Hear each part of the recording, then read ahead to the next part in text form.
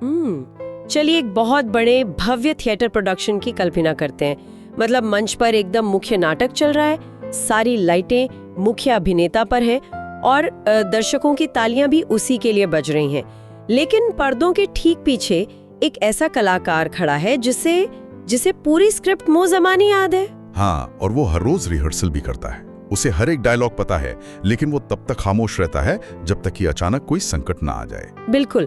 मान लीजिए मुख्य अभिनेता अचानक बीमार पड़ जाए, तब उसे पूरा मंच संभालना पड़ता है। और जब वो मंच संभालता है तो पूरा का पूरा नाटक उसी एक व्यक्ति के कंधों पर आ टिकता है। मतलब ये उदाहरण आज की इस गहन चर्चा के विषय की बिल्कुल सटीक तस्वीर पेश करता है। सही कहा आपने। आज की हमारी इस चर्चा का विषय है भारत के उपराष्ट्रपति का पद। अक्सर हम देखते हैं कि अखबारों की सुर्खियों में या न्यूज़ में राष्ट्रपति और प्रधानमंत्री के फैसलों की ही चर्चा होती है। देश का ये जो दूसरा सबसे बड़ा संवैधानिक पद है वो कई बार नेपथ्य में ही रह जाता है। बिल्कुल सही बात है। और इसीलिए आज हम संविधान के बेयर एक्ट, डीडी बसु और लक्ष्मीकांत जैसे जानकारों के विश्लेषण और यहाँ तक के एनसीईआरटी के नोट्स खंगालने वाले हैं। बिल्कुल। और हमारा मुख्य उद्देश्य ये समझना है कि क्या ये पद सिर्फ एक नाम मात्र या सेरेमोनियल व्यवस्था है, या फिर ये हमारे संवैधानिक ढांचे और शासन की निरंतरता को बनाए रखने का एक बेहद मजबूत स्तंभ है। मैं तो इस बात को लेकर काफी उत्सुक हूँ। और ये उत्सुकता लाजमी है, क्योंकि आमतौर पर इस पद की असली अहमियत तब तक समझ नहीं आती जब तक कोई बहुत बड़ा संवैधानिक संकट खड़ा ना हो जाए। लोकतंत्र में व्यवस्था का चलना जितना जरूरी है, उतना ही जरूरी ये भी है कि शीर्ष नेतृत्व में कोई खालीपन ना आए, है ना? जी बिल्कुल। तो इसी खालीपन को भरने की व्यवस्था से शुरू करते हैं। संविधान का अनुच्छेद 63 यानी आर्टिकल 63 एकदम साफ तौर पर कहता है कि भारत का एक उपराष्ट्रपति होगा। हाँ, राष्ट्रपति के बाद दूसरा सबसे बड़ा पार्ट। सही। और अक्सर हम पढ़ते हैं कि संविधान निर्माताओं ने कई चीजें अलग अलग देशों से ली हैं। ये पद भी काफी हद तक अमेरिकी व्यवस्था से प्रेरित है। इसी बात पे मुझे एक चीज याद आ रही है। मतलब बाहर से देखने में ये एक हाई वोल्टेज पावर ग्रिड के बैकअप जनरेटर जैसा लगता है। तो मेरा सवाल ये है कि अगर ये अमेरिकी मॉडल की तरह एक बैकअप है, तो क्या भारतीय उपराष्ट्रपति के पास सच में उतनी ही शक्ति होती है जितनी अमेरिकी उपराष्ट्रपति के पास होती है? ये बहुत ही दिलचस्प सवाल है। देखिए, कागज पर दोनों पद एक जैसे जरूर लगते हैं, लेकिन उनका अंदरूनी ढांचा एकदम अलग है। वो कैसे? ये सच है कि हमने अमेरिकी मॉडल से प्रेरणा ली है, लेकिन एक बुनियादी अंतर है। अमेरिका में अगर राष्ट्रपति का पद किसी भी कारण से खाली होता है, चाहे मृत्यु हो, इस्तीफा हो या कुछ और, तो वहां का उपराष्ट्रपति बचे हुए पूरे कार्यकाल के लिए राष्ट्रपति बन जाता है। एक मिनट, बचे हुए पूरे कार्यकाल के लिए मतलब अगर अमेरिका में 4 साल के राष्ट्रपति के कार्यकाल में से 2 साल बचे हैं, तो उपराष्ट्रपति पूरे 2 साल तक राष्ट्रपति रहेगा। हाँ बिल्कुल। और उसके पास वो सारी शक्तियां होंगी। वो सिर्फ एक कामचलाऊ पद नहीं होता, वो आधिकारिक रूप से राष्ट्रपति बन जाता है। अरे वाह। लेकिन भारतीय प्रणाली में ऐसा नहीं है। हमारे यहाँ अनुच्छेद 65 के तहत अगर राष्ट्रपति का पद रिक्त होता है, तो उपराष्ट्रपति सिर्फ एक कार्यवाहक राष्ट्रपति यानी एक्टिंग प्रेसिडेंट के रूप में कार्यभार संभालता है, और वो भी अधिकतम 6 महीने के लिए। सिर्फ 6 महीने? ये तो बहुत कम समय है। हाँ, क्योंकि संविधान ये अनिवार्य करता है कि इन 6 महीनों के भीतर ही नए राष्ट्रपति का चुनाव हो जाना चाहिए। और सबसे बड़ा अंतर यह है कि जो नया राष्ट्रपति चुना जाएगा वो सिर्फ बचे हुए समय के लिए नहीं, बल्कि पूरे 5 साल के नए कार्यकाल के लिए पद संभालेगा। अच्छा, तो ये अमेरिकी सिस्टम से एकदम उलट हो गया। लेकिन क्या ये एक तरह से इस पद का कद छोटा करना नहीं हुआ? एक व्यक्ति जो देश का दूसरा सबसे बड़ा पद संभाल रहा है, उसे सिर्फ एक स्टॉप गैप व्यवस्था बना दिया, एक ऐसे जनरेटर की तरह जो सिर्फ तब तक बिजली देगा जब तक मुख्य पावर लाइन ठीक नहीं हो जाती। उन्हें पूरा कार्यकाल क्यों नहीं दिया जाता? देखिए, ये कद छोटा करने की बात नहीं है, बल्कि ये शासन की निरंतरता और लोकतांत्रिक चुनाव प्रक्रिया के बीच का एक बहुत ही सोच समझकर बनाया गया संतुलन है। संतुलन? वो कैसे? संविधान निर्माता ये सुनिश्चित करना चाहते थे कि राष्ट्राध्यक्ष का पद एक दिन के लिए भी खाली ना रहे, क्योंकि इससे शासन पंगु हो सकता है। लेकिन साथ ही भारत एक संसदीय लोकतंत्र है। हाँ, वो तो है। तो यहाँ ये माना गया कि देश का नेतृत्व एक ऐसे पूर्णकालिक व्यक्ति के हाथों में होना चाहिए जिसे ताजा जनादेश मिला हो, एक उचित चुनाव प्रक्रिया के तहत पूरे 5 साल के लिए चुना गया हो, ना कि सिर्फ इसलिए कि वो एक बैकअप के तौर पर मौजूद था। ये तर्क तो समझ में आता है, देश को एक निर्वाचित राष्ट्राध्यक्ष ही चाहिए। लेकिन अगर ये पद इतना खास है तो उस कुर्सी तक पहुंचने का रास्ता क्या है? मेरा मतलब है चुनाव प्रक्रिया। जी, राष्ट्रपति को तो देश के सांसद और राज्यों के विधायक मिलकर चुनते हैं। उपराष्ट्रपति का चुनाव कैसे होता है?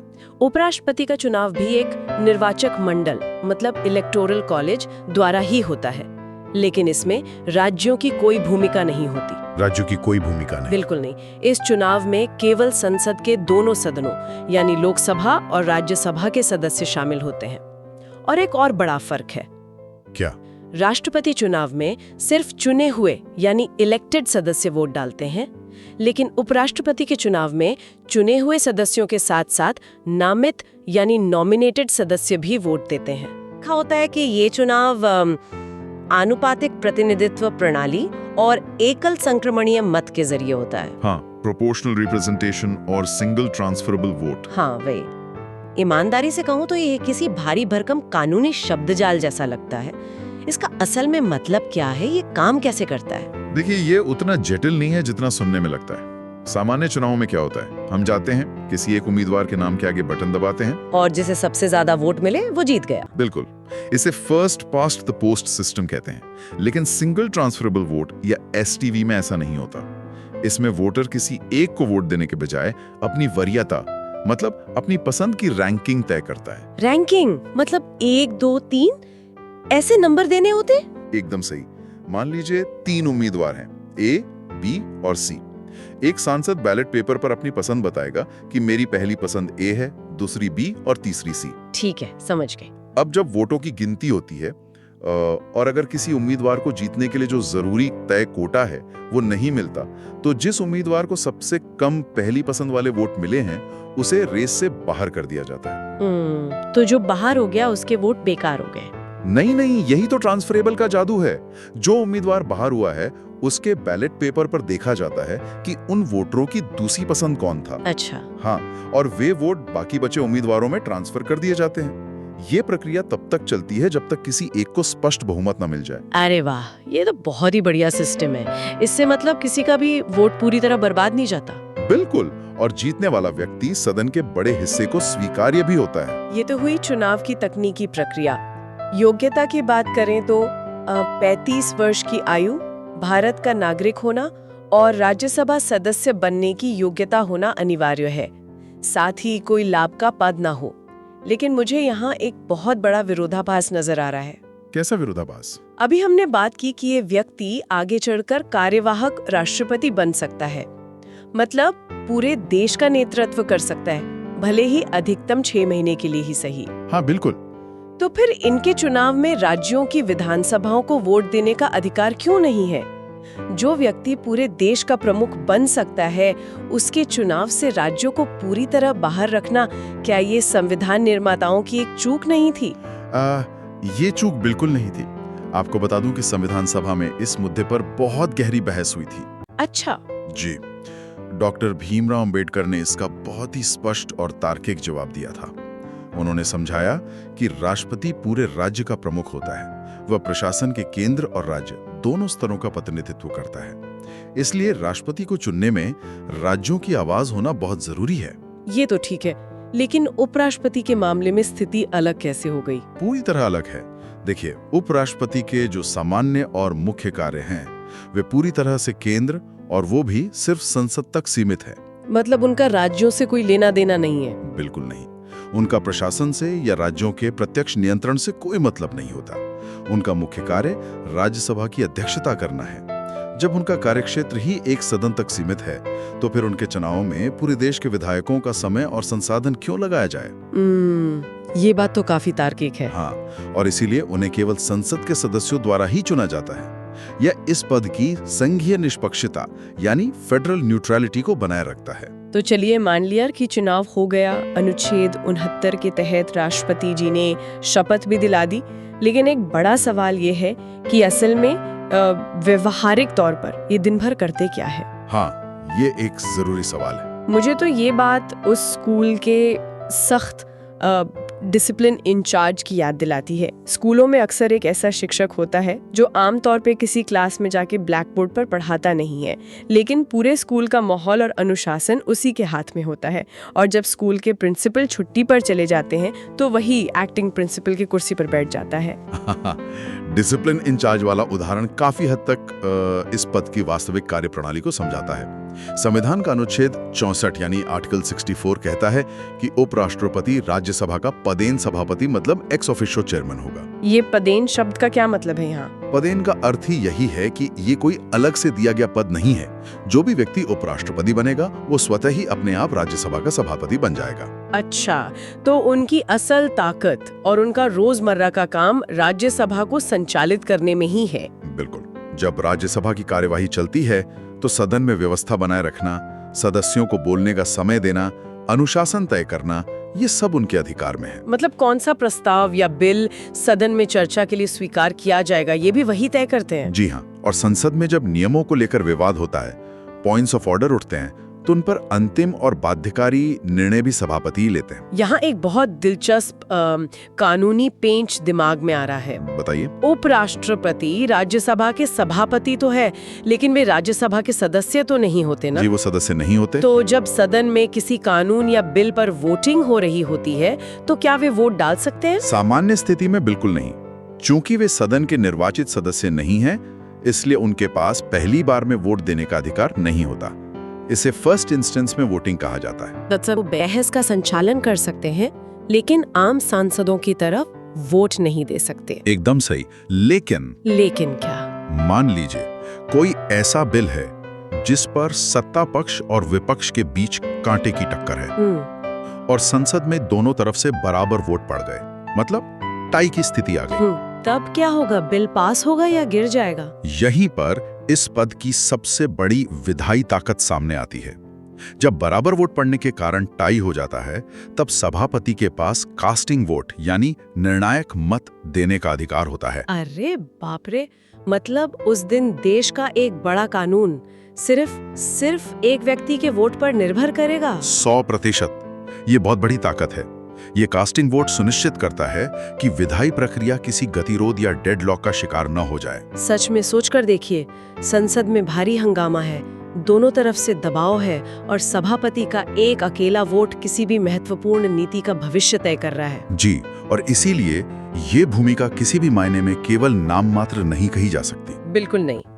और इसके साथ ही आती है उनकी दूसरी भूमिका, जिसके बारे में अनुच्छेद 65 बताता है, कार्यवाहक राष्ट्रपति की भूमिका। मृत्यु, इस्तीफे, महाभियोग या राष्ट्रपति के बीमार होने की स्थिति में। हाँ, और यहाँ एक बहुत ही महत्वपूर्ण संवैधानिक नियम काम करता है। कौन सा नियम? जब उपराष्ट्रपति कार्यवाहक राष्ट्रपति के रूप में काम कर रहे होते हैं, तब वे राज्यसभा के सभापति का काम नहीं कर सकते। वे एक साथ दोनों पदों की शक्तियों का इस्तेमाल नहीं कर सकते। अच्छा, तो उस दौरान राज्यसभा का संचालन कौन करता है? उस दौरान राज्यसभा का संचालन उपसभापति करते हैं, और जो उपराष्ट्रपति राष्ट्रपति भवन में बैठते हैं, उन्हें राष्ट्रपति की सारी शक्तियां, विशेषाधिकार और वेतन मिलता है। वाह, ये तो पूरी तरह से रोल बदल जाने वाली बात हो गई। अब यहाँ से चर्चा को एक नए मोड़ पर ले चलते हैं। जी बताइए। अगर इस पद के पास कास्टिंग वोट के जरिए किसी भी कानून को पास या फेल करने की इतनी बड़ी ताकत है और ये व्यक्ति संकट के समय देश की पूरी सत्ता भी संभाल सकता है, तो क्या इस कुर्सी पर बैठे व्यक्ति को राजनीतिक दबाव से बचाने के लिए कोई सुरक्षा दी गई है? सुरक्षा के कड़े इंतजाम हैं संविधान में। मतलब उन्हें पद से हटाया कैसे जाता है? अनुच्छेद 67 के अनुसार इनका कार्यकाल 5 वर्ष का होता है और ये दोबारा चुनाव भी लड़ सकते हैं। लेकिन निष्कासन या रिमूवल की प्रक्रिया क्या है? इन्हें हटाने की प्रक्रिया राष्ट्रपति को हटाने की प्रक्रिया से बिल्कुल अलग है। राष्ट्रपति को हटाने के लिए महाभियोग या इम्पीचमेंट की एक बहुत जटिल प्रक्रिया होती है। हाँ, जिसमें संसद के दोनों सदनों में 2/3 बहुमत की जरूरत होती है। बिल्कुल।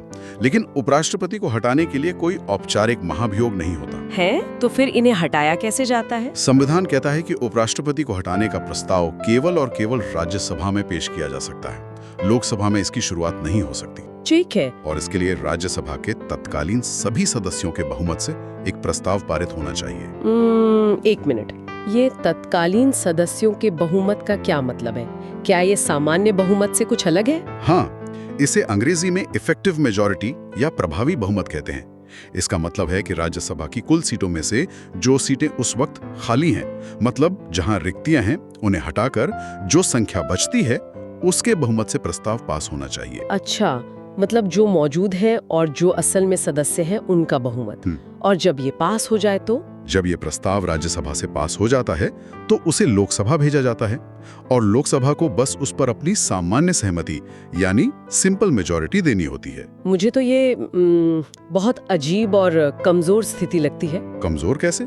देखिए ना, देश का दूसरा सबसे बड़ा पद है, लेकिन इन्हें हटाने के लिए सिर्फ राज्यसभा का प्रभावी बहुमत और लोकसभा की सामान्य सहमति चाहिए। हाँ। क्या इतनी आसानी से हटाया जाना इस पद को राजनीतिक रूप से बहुत कमजोर या वल्नरेबल नहीं बनाता?